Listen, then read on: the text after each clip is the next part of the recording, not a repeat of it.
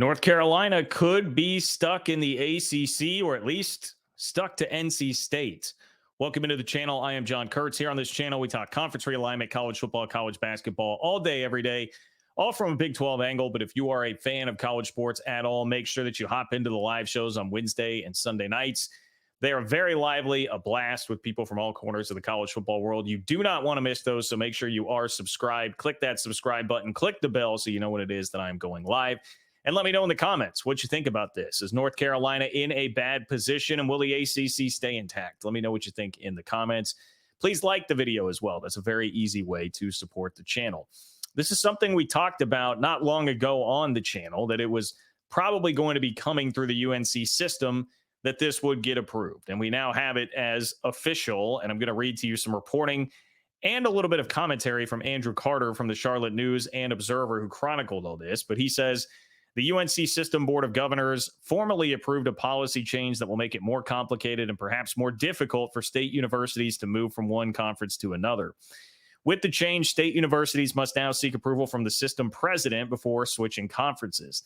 The chancellor of any school planning a conference move must provide to the president advance notice of the move, as well as a financial plan associated with it. We had seen this kind of make it through like the initial wave of approvals, but had not been officially passed. Now it has officially passed. So you have to get permission from the principal, from mom and dad, however you want to phrase it, to actually leave the conference. You can't just go in the middle of the night. And basically what this at minimum does is prevent a UCLA situation where the board in California was really caught off guard and had no idea that UCLA was about to go make the move to the Big Ten, and they were blindsided when it happened. The president can either approve or reject this plan. If approved, the president must notify the Board of Governors, which could then bring the proposal to a vote. If the board rejected it, the school would have to submit a new financial plan, restarting the approval process. At the least, the system president and Board of Governors will now know of any conference move involving a state school before it happens. Beyond receiving advance warning, though, the UNC System Board of Governors and its president now have more authority to shape the makeup of college athletics throughout the state. In North Carolina, one of the central questions surrounding the ACC, beyond how long it can remain intact, is whether the state's four conference schools will stay in the same league. So what this is in large part about is NC State, right? Obviously not so much about the others involved here, Wake Forest and Duke. This is much more about UNC and NC State, who are together in this same system. The other two that I just mentioned are private. And one thing to keep in mind here is that Randy Ramsey, who is the chairman of the UNC System Board of Governors, is one of the biggest boosters, or is formally at least one of the biggest boosters that NC State has. So the chairman of the UNC System Board of Governors is a huge NC State guy. And he is looking at this saying, hey, I got to make sure that my school is looking out for itself here, or is being looked out for by the board. He does not want North Carolina to be able to jump to the SEC or Big Ten, wherever it might be. They're very coveted, the most coveted non-Notre Dame entity out there in the conference realignment game right now. He does not want NC State to get left behind. So this would seemingly be an attempt to try and just sort of Velcro yourself to Big Bro if they are going to try to get out. Or maybe the Velcro will work in keeping them back in the ACC and not letting that completely implode. But that seems like a tougher putt right now based on what is going on with Florida State. But NC State clearly realizes how attractive of an option North Carolina is in the realignment game. Again, they have a huge basketball brand, good enough football program for sure. They are a huge state and a huge school, and a place where the SEC and Big Ten do not exist right now as far as the state goes. So that is what makes North Carolina so popular. UNC and NC State were on opposite sides of the ACC's decision late last summer to expand, with UNC remaining firm in its opposition to the additions of Cal, Stanford, and SMU. After originally opposing expansion, NC State changed its position and eventually cast the decisive vote that allowed the ACC to add those three schools. One of the questions surrounding the new Board of Governors policy concerning realignment is whether one of its intentions is to bind UNC and NC State together. They were both founding members of not only the ACC, but the Southern Conference in 1921. So here's what we get as far as an explanation, at least for now, in quotes from everybody involved, in explaining the Board of Governors' decision to insert itself in any potential realignment moves. Peter Hans, who is the UNC system president, and he is a North Carolina guy, a UNC guy, Peter Hans, the UNC system president, noted that it's been a while, more than 20 years, since the system had updated its athletics policy. And since then, he said, quote, the landscape has completely changed. Well, he's not wrong about that. I mean, the landscape has definitely changed, but obviously with the tenor of everything now and the timing of this, in the context of everything else going on, obviously it definitely does raise eyebrows here, being like, all right, this has got to be about NC State, right?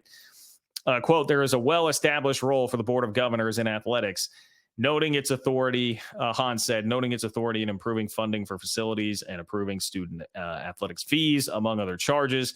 Quote, but what hasn't really been addressed is the fact that over the past decade, I believe 7 of our institutions have changed their athletic conferences, one institution twice in that time.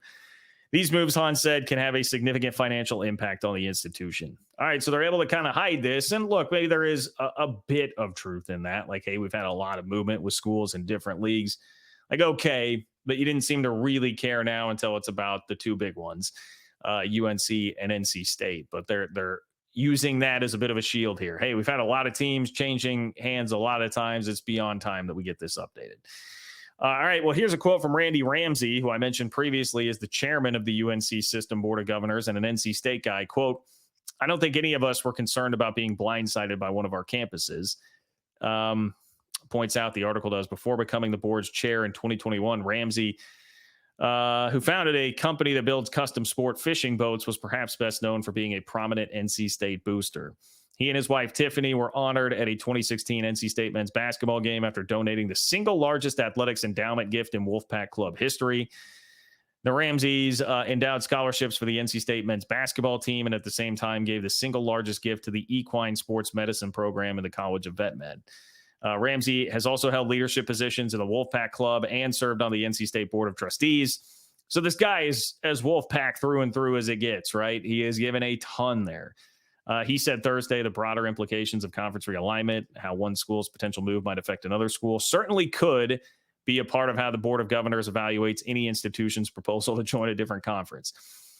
How one school's move affects another school, quote, certainly could be how the Board of Governors evaluates this with the new policy moving forward. The NC State guy is saying how someone's move could affect another school is certainly could be a way that they use this in the future. So, I mean, you don't have to take my word for it. It's basically right there for you from Mr. Wolfpack himself. Quote, we've got several of our schools that are in the same conferences and a move could affect those conferences, Ramsey said. But I don't know that we would be concerned necessarily about globally how it affects a conference or how it affects anybody other than our schools. I do believe we've got 16 universities we're responsible for and responsible to, and it's our board's mission to ensure they're safe and that they do the right things going forward. So as like, look, I don't care about how this would affect the ACC at large. You know, Florida State's out. Like, we just want NC State and North Carolina to be okay, right? I mean, that's what you read into there. Like, if we're going both to the SEC, fine. Screw the ACC. Who cares? It's not about saving the conference. It's about saving ourselves. And look, fair enough argument. I'm not saying that they have to be worried about the ACC. It's just those are pretty telling quotes to me that comes out of that. So, look, that's what we got right now, man. That's what we got. You've got to admire the moxie of NC State right now. You know, as a K-State guy, a fan of a school that is not very coveted in the realignment game, I have to give it to NC State. They're doing a pretty damn good job trying to make sure that they politic this as best they can to give themselves the best chance of having an ultimate seat at the table when college athletics inevitably changes again, because I think we all expect it to.